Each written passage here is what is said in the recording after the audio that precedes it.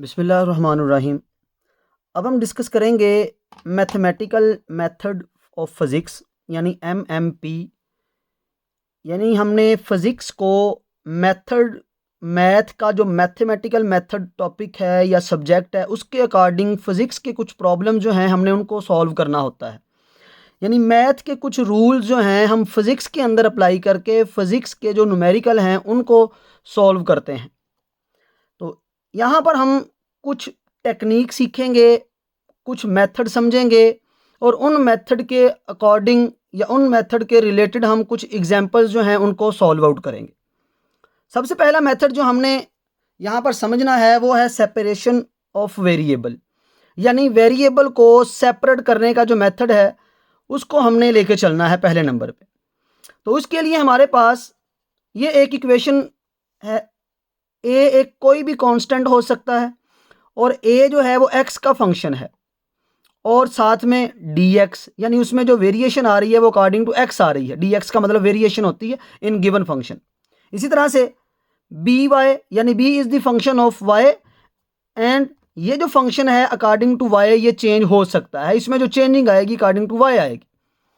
हम क्या करेंगे, एक्स वाले जो होंगे उन्हें एक साइड पे कर लेंगे और वाई वाले जो होंगे उनको हम दूसरी साइड पे शिफ्ट कर देंगे और फिर हम दोनों साइडों पे इंटीग्रेशन अप्लाई कर देंगे।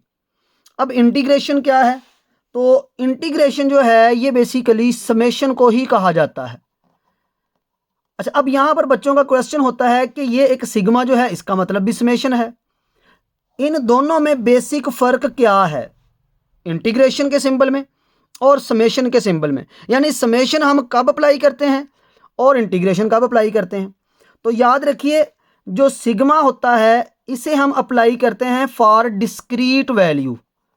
जब हमारे पास सेपरेट कोई वैल्यू नज़र आ रही होगी तो उस वक्त हम क्या करते हैं, हम अप्लाई करते हैं सिग्मा को, यानी अलग-अलग वैल्यू उनको हम जमा कर लेते हैं। लेकिन जब हमारे पास कोई कर्व आ जाए और वो कंटिन्यूस वैल्यू होती है तो कंटिन्यूस वैल्यू के लिए हम अप्लाई करते हैं इंटीग्रेशन। तो ये सिंपल सा एक डिफरेंस है इन दोनों में, ये आपने समझना है। और ये मेरे से क्वेश्चन बाकायदा पीपीएससी के इंटरव्यू में पूछा गया था। तो ये आपने याद रखना है कि सिग्मा और इंटीग्रेशन दोनों किसको रिप्रेजेंट करते हैं, तो दोनों ही सम को समेशन को रिप्रेजेंट करते हैं। सिग्मा जो है वो ये उस वक्त अप्लाई किया जाता है जब हमारे पास सेपरेट वैल्यू होती हैं, डिस्क्रीट वैल्यू होती हैं, अलग-अलग होती हैं। इंटीग्रेशन हम उस वक्त अप्लाई करते हैं जब हमारे पास कोई कर्व आ जाता है, यानी हमने कोई कर्व से एरिया फाइंड करना है तो वहाँ पर कंटिन्यूस वैल्यू आ रही होती है। तो कंटिन्यूस के लिए हम इंटीग्रेशन का सिंबल इस्तेमाल करते हैं।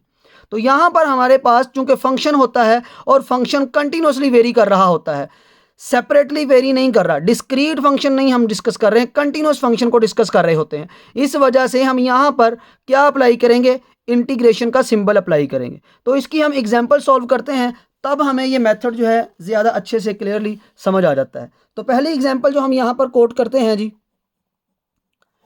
पहली एग्जाम्पल है हमारे पास x square d x plus y और ये d y is equal to 0। अब ये होमोजीनियस इक्वेशन है। तो होमोजीनियस इस वजह से कि हमारे पास एक साइड पे 0 नज़र आ रहा है। जब भी किसी इक्वेशन में आपको एक साइड पे 0 नज़र आ रहा हो तो आप उसे होमोजीनियस इक्वेशन का नाम देते हैं। अब आप देखें, हमने सबसे पहले ये देखना है कि क्या y के साथ dy है और x के साथ dx है या नहीं। तो अगर आप गौर करें तो x के साथ dx है, y के साथ dy है। इसका मतलब यहाँ पर वेरिएबल ऑलरेडी सेपरेट हैं। हम अब क्या करेंगे, इनमें से एक फंक्शन को दूसरी साइड पे शिफ्ट कर लेंगे। चॉइस आपकी है, y को इस तरफ ले जाएं या x को इस तरफ ले जाएं। तो हम क्या करते हैं, y को इसी तरफ रहने देते हैं, ये dy और ये x को इस तरफ ले गए हम, तो ये एक्स स्क्वायर dx आ गया, ये इधर आके माइनस हो गया। अब हमने क्या करना है जी, यहाँ पर इंटीग्रेशन अप्लाई करनी है। तो जब हम इंटीग्रेशन अप्लाई करेंगे, यहाँ भी इंटीग्रेशन कर दी अप्लाई, यहाँ भी इंटीग्रेशन अप्लाई कर दी। अब देखें, ये हमारे पास फंक्शन है और फंक्शन के साथ डिफरेंशियल मौजूद है। डिफरेंशियल का मतलब क्या है, अगर हमारे पास कोई फंक्शन किसी भी हिसाब से चेंज हो रहा है तो उसे डिफरेंशियल कहा जाता है। यानी किसी वेरिएबल के साथ डी लग गया तो डी लगने का मतलब डिफरेंशियल होता है। अगर उस y के साथ आपके पास d/dt आ जाए या dx आ जाए, इसका मतलब ये फंक्शन चेंज हो रहा है t के अकॉर्डिंग, तो ये डेरिवेटिव कहलाता है। लेकिन अगर सिर्फ डी हो, इसका मतलब है कि ये फंक्शन चेंज हो रहा है लेकिन ये नहीं पता किसके अकॉर्डिंग चेंज हो रहा है, इसलिए इसको फिर हम सिंपल डिफरेंशियल का नाम देते हैं। सो यहाँ पर हमने अब पावर रूल अप्लाई करना है इंटीग्रेशन का। अब इंटीग्रेशन का पावर रूल क्या है, जो फंक्शन है उसे वैसे ही लिखेंगे, यहाँ पर जो भी हमारे पास पावर है उस पावर में एक हमने ऐड करना है और जो ऊपर ऐड करने के बाद बन जाए उससे डिवाइड करना है, तो ये 2 आ गया। ये हमारे पास पावर रूल अप्लाई हो गया इस साइड पे। अब चलते हैं इस साइड को। इधर देखिए, ये हमारे पास फंक्शन एक्स है और ये उसका डिफरेंशियल साथ मौजूद है, तो हम क्या करेंगे, यहाँ पर भी पावर रूल अप्लाई कर देंगे। तो ये हमारे पास आ जाएगा 2 + 1/3 बन रहा है ऊपर, प्लस सी। अब यहाँ पर जब भी इंटीग्रेशन आपने करनी है तो ये याद रखना है, आपने हमेशा एक कांस्टेंट को ऐड ज़रूर करना है। क्वेश्चन ये है कि इसको ऐड क्यों करना है। इसको ऐड करने की वजह बेसिकली ये है कि जब हम इसका डेरिवेटिव लेंगे तो कांस्टेंट का डेरिवेटिव 0 होता है, तो हमारे पास ये दोबारा फंक्शन बन जाएगा। और आपको पता होना चाहिए इंटीग्रेशन और डेरिवेटिव ये दोनों एक दूसरे का इन्वर्स होते हैं, इसीलिए हमें जब भी इंटीग्रेशन करनी है तो ये कांस्टेंट ऐड ज़रूर करना है। अब इसको सिंपलीफाई कर लेंगे, y² = 2 ये हमारे पास 1/3x³ प्लस सी, ये हमारे पास आंसर आ गया। ये 2 को इस तरफ आप मल्टीप्लाई कर दें, थोड़ा सा सिंपलीफाई कर लें, तो हमारे पास ये क्वेश्चन कुछ इस तरह से अरेंज हो जाएगा, y² 2/3x³ प्लस 2c। अब c एक कांस्टेंट है, 2 भी एक कांस्टेंट है, तो कांस्टेंट को कांस्टेंट से मल्टीप्लाई करेंगे तो अगेन कांस्टेंट ही रहेगा, इससे कोई फ़र्क नहीं पड़ता। तो ये हमारे पास आ जाएगा सिंपली 2/3x³ प्लस सी, और इसका हमने स्क्वायर रूट ले लिया। ये हमने क्या फाइंड कर लिया जी, y फाइंड कर लिया। ये हमने आउटपुट जो है उसको फाइंड आउट कर लिया। अब चलते हैं नेक्स्ट एग्जाम्पल की तरफ। तो नेक्स्ट हमारे पास जो एग्जाम्पल है वो है जी y' = y² अब y' जो है इसका मतलब क्या होता है, y' का मतलब होता है डेरिवेटिव है यहाँ पर y का विद रिस्पेक्ट टू x। सो ये हमारे पास जो इक्वेशन बन के आ जाएगी, ये आ जाएगी dy/dx = y²x³। तो ये हमारे पास इक्वेशन आ गई। अब यहाँ पर हमने क्या करना है, सेपरेट वेरिएबल करने हैं। जब वेरिएबल सेपरेट करने हैं तो उसका मतलब ये है कि जिस तरफ y होगा उधर ही dy होना चाहिए और जिस तरफ x होगा उधर ही dx होना चाहिए। तो हमारे पास अगर सेपरेट वेरिएबल करें हम तो ये y इस तरफ आके क्या हो जाएगा 1/y², और ये साथ में हमने dy इधर लिख लिया = ये dx इधर मल्टीप्लाई कर दें तो ये x³ और ये dx। तो ये हमने सेपरेट वेरिएबल यहाँ पर कर लिए।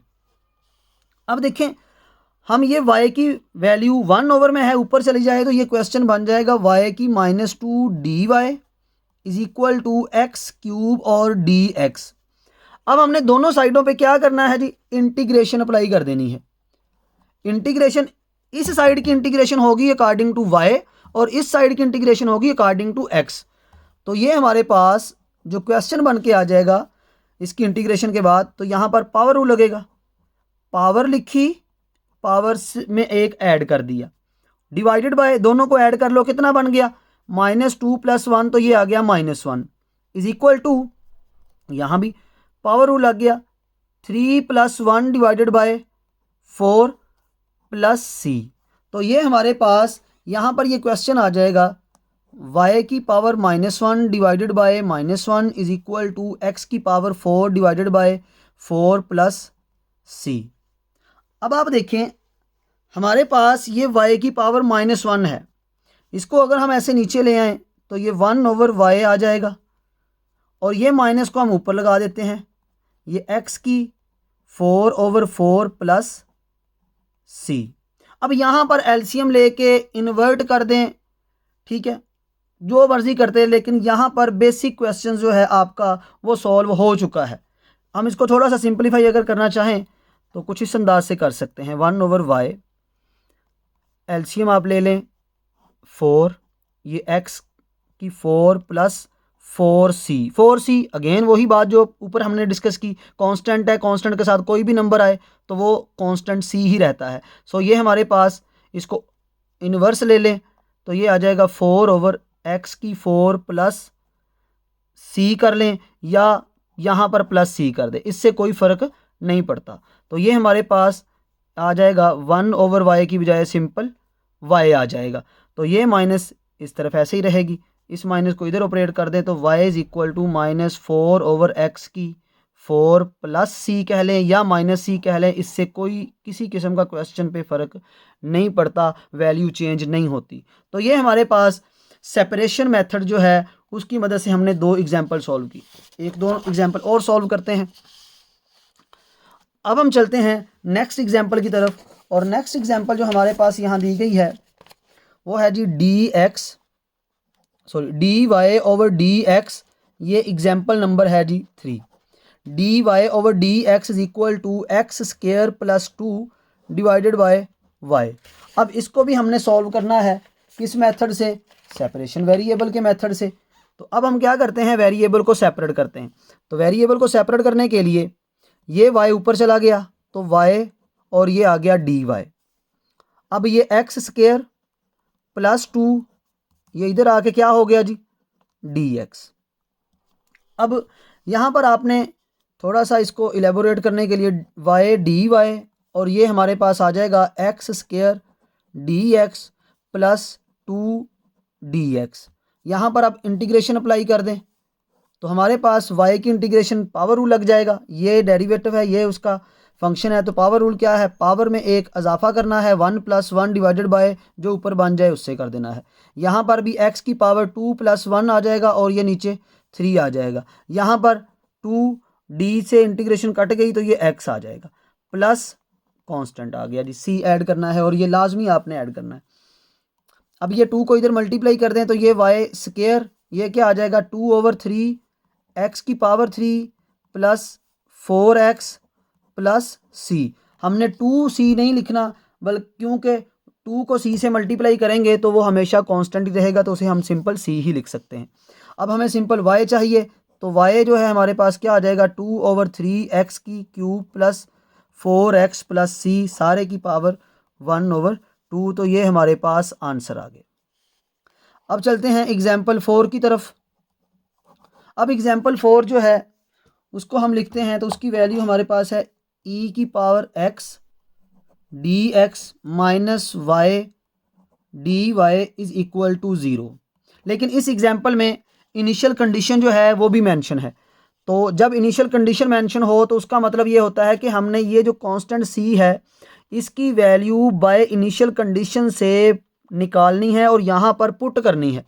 तो हमारे पास यहाँ पर इनिशियल कंडीशन दी है y(0) इज इक्वल टू 1। इसका मतलब है कि जब x की वैल्यू 0 होगी तो y हमारे पास 1 कंसीडर होगा। अब इसको पहले सिंपल मेथड से ही सॉल्व करेंगे जैसे हम ऑलरेडी सीख चुके हैं, उसके बाद हम इनिशियल कंडीशन जो है उसकी तरफ आएंगे। तो सबसे पहले सेपरेट वेरिएबल करने होंगे हमें। तो ये हमारे पास e⁻x dx और ये y dy, ये इस तरफ आके हो गया जी प्लस। अब हमने अगर गौर करें तो यहाँ पर वेरिएबल सेपरेट हो चुके हैं, यानी जिधर y है उधर ही dy है और जिधर x है उधर ही dx है। तो इंटीग्रेशन अप्लाई कर दें। जब इंटीग्रेशन अप्लाई करेंगे तो हमारे पास इसका आंसर एक्सपोनेंट जो है उसकी पावर जब आ जाए तो उसका आंसर वही होता है। तो ये इंटीग्रेशन ex। अगर यहाँ पर कोई नंबर होता 2x 3x 4x तो वो नंबर हमने नीचे डिवाइड करना था इंटीग्रेशन में, लेकिन डेरिवेटिव में यहाँ पर कोई नंबर होता तो उसे हम मल्टीप्लाई करते हैं। ये रूल आपने याद रखना है। Plus c is equal to y² / 2। तो ये हमने दोनों तरफ सिंपली इंटीग्रेशन जो है वो अप्लाई कर दी। अब हमने क्या करना है, इनिशियल कंडीशन अप्लाई करनी है। इनिशियल कंडीशन में x कितना है जी 0 और y कितना रखना है 1। तो यहाँ पे अप्लाई करें तो ये e⁻0 plus c is equal to 1/2। y चूंकि 1 है, 1 का स्क्वायर 1 तो 1/2। कोई भी नंबर उसकी पावर अगर 0 हो तो वो कंसिडर होता है 1 के, इसका बाकायदा प्रूफ भी है। तो ये 1/2। अब देखिए यहाँ से हमारे पास c की वैल्यू क्या आ जाएगी, c आ जाएगा 1/2 - 1, यानी हाफ में से जब 1 माइनस होगा तो हमारे पास जो आंसर आएगा वो आएगा -1/2। तो सी की वैल्यू हमारे पास क्या आ गई जी, -1/2। ये वाला जो हमारा क्वेश्चन सॉल्व किया हमने, इसका ये वाला जो आंसर है, अब ये सी की वैल्यू यहाँ सिंपल आपने पुट करनी है। इस आंसर को कहा जाता है जनरल सॉल्यूशन। जब हम ये वैल्यू इसमें पुट कर देंगे तो इसको कहा जाता है पर्टिकुलर सॉल्यूशन। तो ये EX plus -1/2 is equal to y² 2। अब हमारे पास इसको पर्टिकुलर सॉल्यूशन जो है, तो ये EX -1/2 और ये 2 है, 2 को इधर मल्टीप्लाई कर दें तो ये आ जाएगा 2e⁻x माइनस ये 2 इधर 1 से मल्टीप्लाई होगा और 2 से 2 कट के इधर सिंपल 1 बच जाएगा और इज इक्वल टू हमारे पास क्या आ गया जी, y का स्क्वायर। अगर हमें सिंपल y का आंसर ही निकालना है तो हमारे पास यहाँ पर स्क्वायर रूट ले लें इसका, तो ये आ जाएगा 2e⁻x माइनस 1 और इसका स्क्वायर रूट आ जाएगा। तो ये हमारे पास आंसर है। शुरू में हम प्लस माइनस भी लगा सकते हैं क्योंकि आपको पता है जब भी स्क्वायर रूट लिया जाता है तो हम शुरू में प्लस माइनस जो है वो कोट कर देते हैं। तो ये हमारे पास जो सेपरेशन मेथड जो है, सेपरेशन ऑफ वेरिएबल का मेथड जो है, उसकी मदद से हमने 4 एग्जाम्पल जो है इनको सॉल्व किया है। आई होप आपको ये मेथड जो है वो कुछ ना कुछ समझ आ गया होगा। अब हम चलते हैं सेकंड मेथड की तरफ, और सेकंड जो मेथड है वो है हमारे पास सब्स्टिट्यूशन मेथड। तो ये मेथड नंबर 2 है हमारे पास जी, और नाम है इसका सब्स्टिट्यूशन मेथड। अब सब्स्टिट्यूशन मेथड जो है हमने कब अप्लाई करना है? सब्स्टिट्यूशन मेथड तब अप्लाई किया जाता है जब हमारे पास वेरिएबल सेपरेट वाला मेथड जो है वो अप्लाई ना हो रहा हो, यानी वो हमें प्रॉपर आंसर जो है वो ना प्रोवाइड कर रहा हो, तब हमने ये सब्स्टिट्यूशन का मेथड जो है वो अप्लाई करना है। अब सब्स्टिट्यूशन के मेथड में हम क्या करते हैं, एक वेरिएबल को किसी थर्ड वेरिएबल के साथ रिप्लेस करवाया जाता है। तो यहाँ पर ये काम हम समझते हैं with the help of example. तो यहाँ पर हमारे पास जो एग्जाम्पल नंबर 1 है उसकी वैल्यू है y prime is equal to y plus x over x। अब ये हमारे पास जो क्वेश्चन है इसको अगर हम फर्स्ट मेथड से सॉल्व करने की कोशिश करें तो ये हमारे पास फर्स्ट मेथड से सॉल्व नहीं होगा। तो हम क्या करेंगे, इसको सब्स्टिट्यूशन मेथड से सॉल्व करने की कोशिश करते हैं। सबसे पहले y प्राइम किसके बराबर है, इसको लिख लें ज़रा। ये है dy ओवर dx और ये y plus x over x। अब क्योंकि सब्स्टिट्यूशन मेथड है तो हम क्या करेंगे, यहाँ पर हम लेट कर लेंगे कि हमारे पास जो y है वो इक्वल है vx के। ये देखें, एक वेरिएबल को हम किसी तीसरे के कंपैरिजन में ले गए हैं, यानी यहाँ पर 2 वेरिएबल है x और y, लेकिन हम यहाँ पर तीसरा वेरिएबल भी इन्वॉल्व कर रहे हैं और वो क्या है, v। तो यहाँ से हमारे पास अगर v देखना हो तो किसके बराबर आ जाएगा, v आ जाएगा y ओवर x के। अब ये वैल्यू हम यहाँ पर ऐसे नहीं पुट कर सकते क्योंकि इधर dy ओवर dx है। इसकी वजह से हमें क्या करना होगा, इसका डिफरेंशियल या डेरिवेटिव लेना होगा विद रिस्पेक्ट टू x। सो हम क्या करेंगे, यहाँ पर डेरिवेटिव लेंगे d ओवर dx, इधर तो आ जाएगा dy ओवर dx। यहाँ पर d ओवर dx, इधर 2 फंक्शन आ गए, एक v और एक x। जब 2 फंक्शन आ जाएं तो आपको पता है डिफरेंशियल के अंदर या डेरिवेटिव के अंदर हम प्रोडक्ट रूल अप्लाई करते हैं। अब प्रोडक्ट रूल क्या है, प्रोडक्ट रूल है first function as it is, derivative of second, पहला वैसे ही दूसरे का डेरिवेटिव। तो x का डेरिवेटिव x के लिहाज से 1 प्लस दूसरा वैसे ही x वैसे ही पहले का डेरिवेटिव, तो v का डेरिवेटिव क्या आ गया, dv ओवर dx। तो हमारे पास dy ओवर dx, इसकी कीमत क्या आ गई जी, v plus x dv over dx। तो ये हमारे पास वैल्यू आ गई dy ओवर dx की। अब हमने क्या करना है, इस इक्वेशन नंबर 1 जो है इसके अंदर ये वैल्यू हम पुट कर देंगे। तो यहाँ पर वैल्यू आ गई v plus x dv over dx is equal to y की जगह क्या पुट कर देंगे, vx। तो ये आ गया vx plus x over x। अब यहाँ से एक्स आ गया कॉमन, क्या बच गया v प्लस 1/x।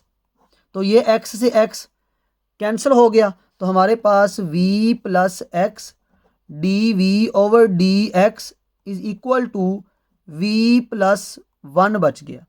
अब ये v इस तरफ और ये v इस तरफ, ये दोनों हमने कैंसिल आउट कर दिए, तो रिमेनिंग में क्या बचा हमारे पास, ये आ गया x dv/dx is equal to 1।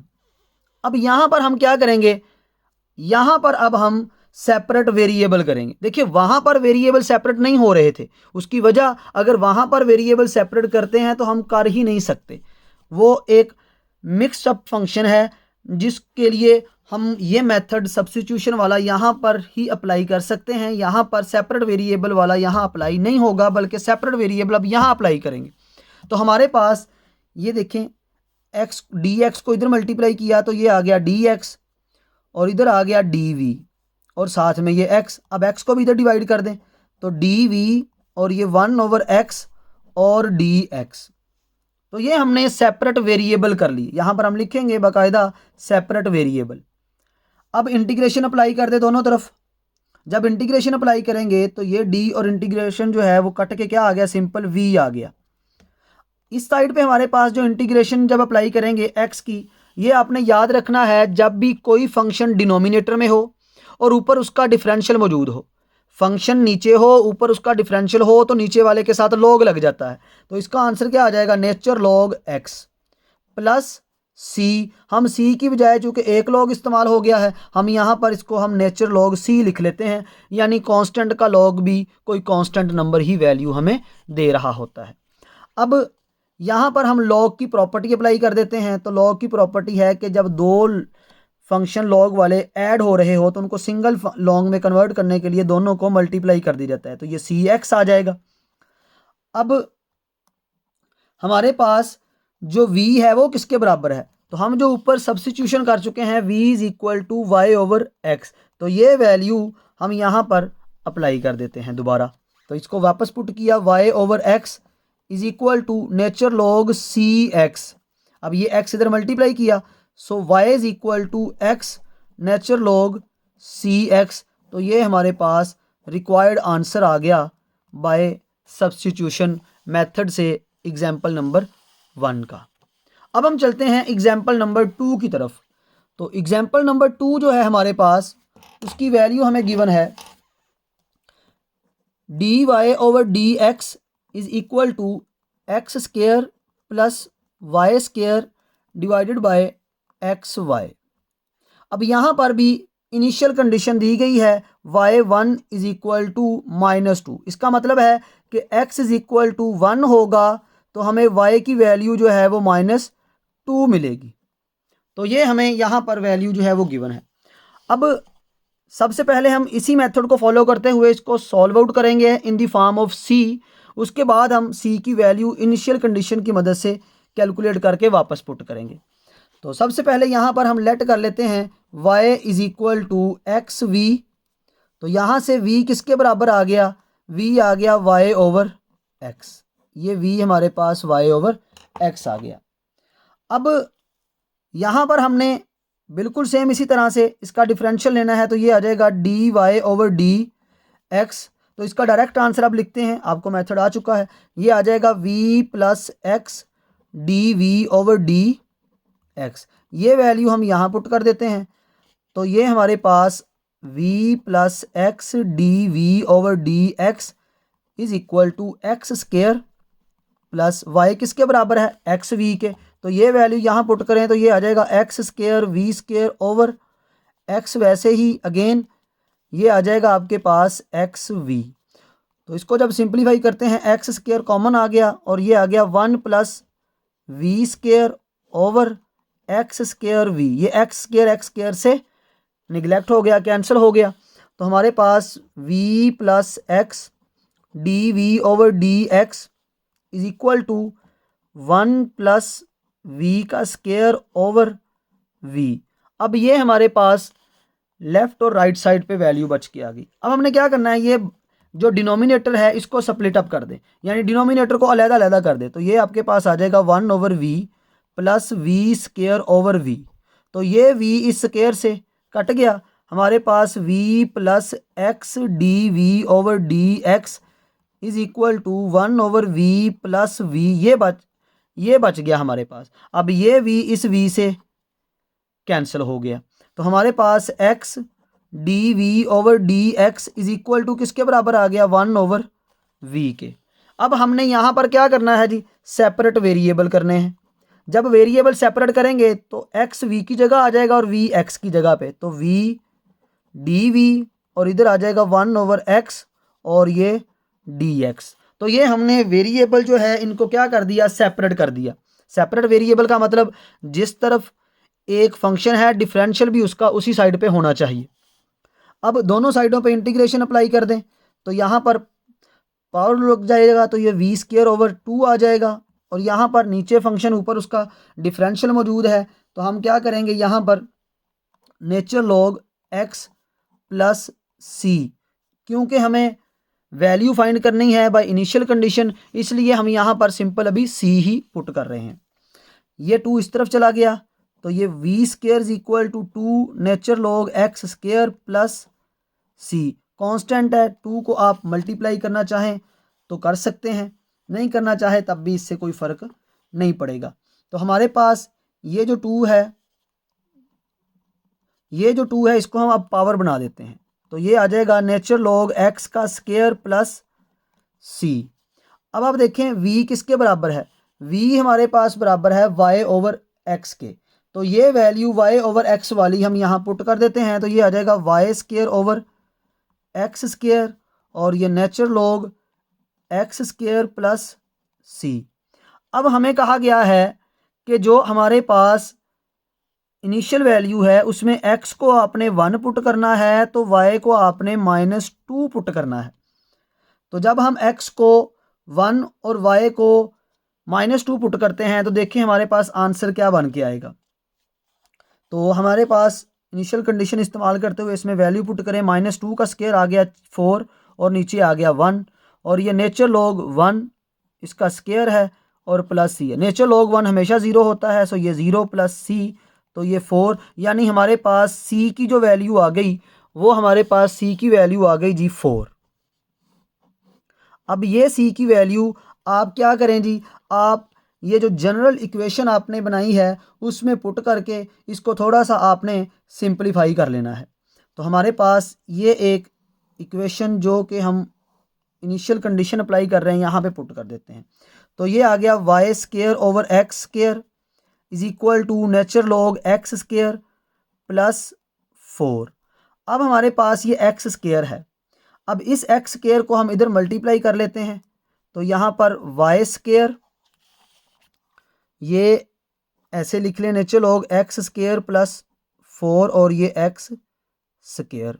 अब चूंकि हमें सिर्फ y फाइंड करना होता है इसलिए हम यहाँ पे y लिखते हैं किसके बराबर, दोनों साइडों पे हम स्क्वायर रूट लेके तो इसको स्क्वायर रूट के अंदर लिख लेते हैं x square nature log x square plus 4। तो ये हमारे पास फाइनल आंसर जो है वो आ जाता है। शुरू में आप प्लस माइनस लगा सकते हैं क्योंकि जब भी स्क्वायर रूट लेंगे तो प्लस माइनस हमें लगाना पड़ता है।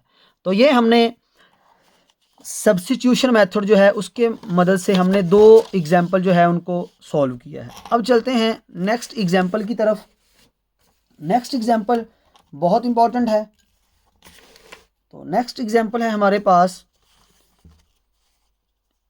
X cos x d x cos x और ये D x plus 1 minus 6y की 5 और ये d y is equal to 0 और साथ में इनिशियल कंडीशन दी है y